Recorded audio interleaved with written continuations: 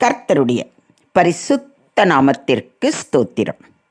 இன்றைய நாளின் தியானத்திற்கென்று தெரிந்து கொள்ளப்பட்ட வேத வசனம் சங்கீதங்களின் புத்தகம் 25ஆம் சங்கீதம் 14ஆம் வசனம்.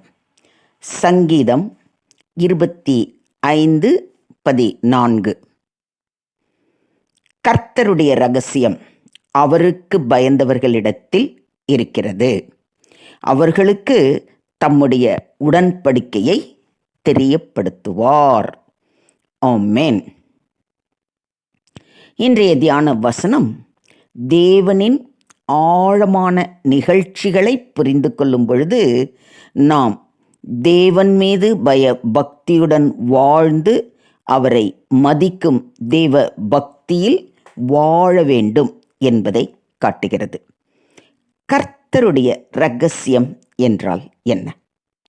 இங்கு இரகசியம் என்பது உலகத்தாருக்கு அல்லது கிறிஸ்தவர் அல்லாதவர்களுக்குத்தான் இரகசியம், மறைபொருள், தெரியாதது என பொருள் கொள்ளலாம். ஆனால் தேவ பிள்ளைகளுக்கு தேவன் அவருடைய இரகசியத்தை, பரலோக காரியங்களை, கிருபைகளை, ஞானத்தை வெளிப்படுத்துகிறவராக இருக்கிறார்.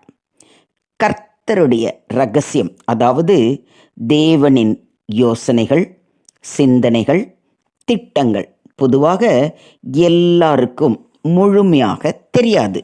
அவை சிலருக்கே வெளிப்படுத்தப்படும். குறிப்பாக அவருக்கு பயந்து அவரிடம் நம்பிக்கையுடன் வாழ்பவர்களுக்கு. இது ஒரு ஆழமான உள் அனுபவம் என்பதை குறிக்கிறது. இந்த இரகசியம் அவருடைய ஆவியின் வழியாக நம்மை வழி நடத்தும் அறிவு மற்றும் விளக்கமாக இருக்கிறது. அவருக்கு பயந்தவர்களிடத்தில் என்று கூறப்பட்டிருப்பதை கவனியுங்கள். இங்கு பயம் என்பது அச்சமல்ல, ஆனால் தேவனை மதித்து அவரை தவிர வேற எதையும் மதிக்காமல் அவரிடம் முழு நம்பிக்கை வைக்க வேண்டும் என்பதை குறிக்கிறது.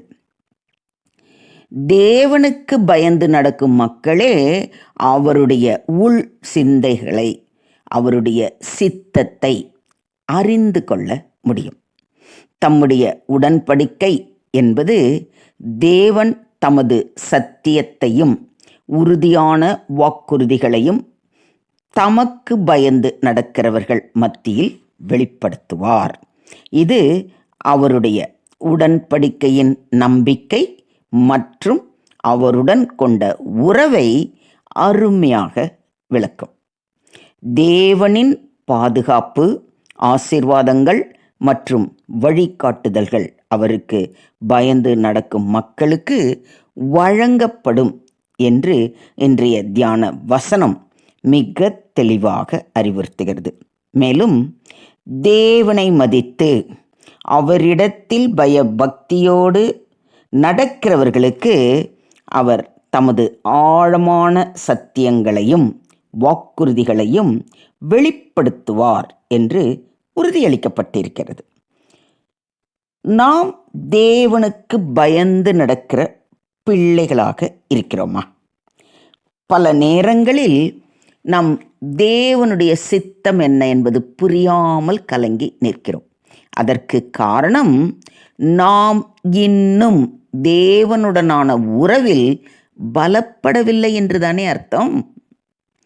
நாம் அவருக்கு பயந்து அவருடைய பிள்ளைகளாய் நடந்தால் நிச்சயம் நமக்கு அவரது இரகசியத்தை, அதாவது அவருடைய சித்தத்தை நமக்கு வெளிப்படுத்துவார் அல்லவா?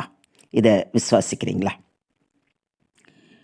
இனி நான் உங்களை ஊழியக்காரர் என்று சொல்லுகிறது இல்லை. ஊழியக்காரன் தன் எஜமான் செய்கிறதை அறிய மாட்டான்.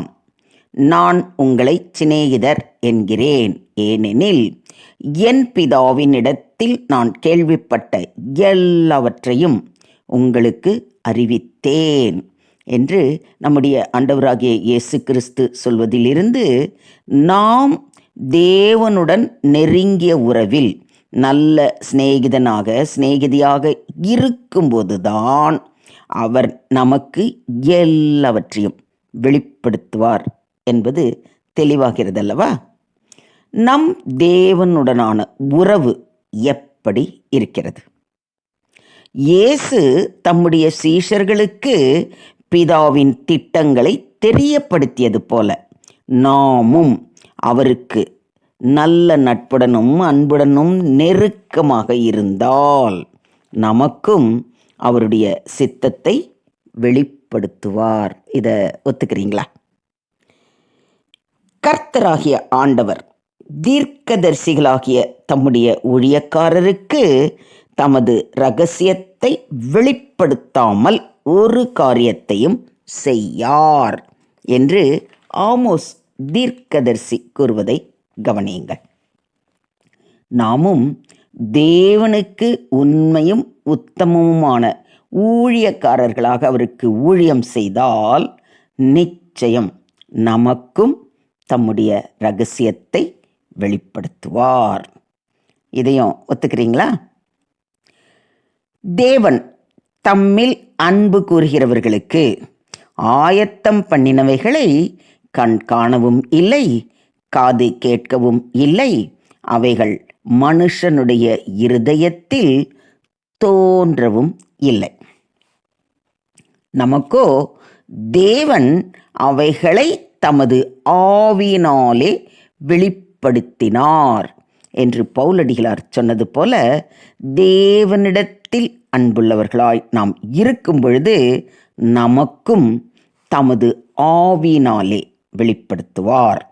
தேவனுடைய ஆவியினால் அவரை நேசிப்பவர்களுக்கு ஆழமான சத்தியங்கள் வெளிப்படுத்தப்படுகின்றன.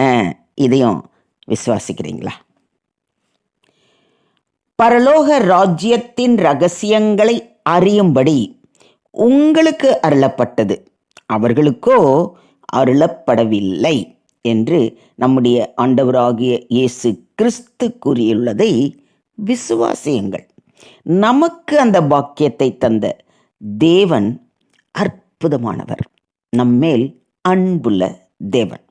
அதாவது அவர் நம்முடைய அன்பை ஏற்றுக்கொண்டு நம்மை அவருடைய பிள்ளைகளாக, சிநேகிதியாக ஏற்றுக்கொண்டு அவருடைய இரகசியங்களை நமக்கு அறிவிக்கிறார். தேவனுடைய இரகசிய செயல் என் கூடாரத்தின் மேல் இருந்தது. அப்பொழுது சர்வ வல்லவர் என்னோடு இருந்தார், என் பிள்ளைகள் என்னை சூழ்ந்திருந்தார்கள் என்று யோபு கூறுவது போல, தேவனுடைய இரகசியம் நம் கூடாரத்தின் மேல் இருக்கும் பொழுது அவர் எப்பொழுதும் நம்மோடு இருந்து நம்மையும் நம் பிள்ளைகளையும் பாதுகாத்து வழி நடத்துவார் என்பது எவ்வளவு சத்தியம்! ஸோ இன்றே அவர் பாதம் அமர்ந்து அவருடைய பிள்ளைகளாய், அவருடைய சிநேகிதராய், அவருடைய நாம மகிமைக்கு சாட்சியாய் வாழ்வோம். அவரே அவருடைய சித்தத்தை நமக்கு வெளிப்படுத்தி அவருடைய உடன்படிக்கையை, அதாவது வாக்கு தத்தத்தை நம் வாழ்வில் நிறைவேறச் செய்வாராக. தேவனுக்கே மகிமை உண்டாவதாக. ஆமேன், ஆமேன், ஆமென்.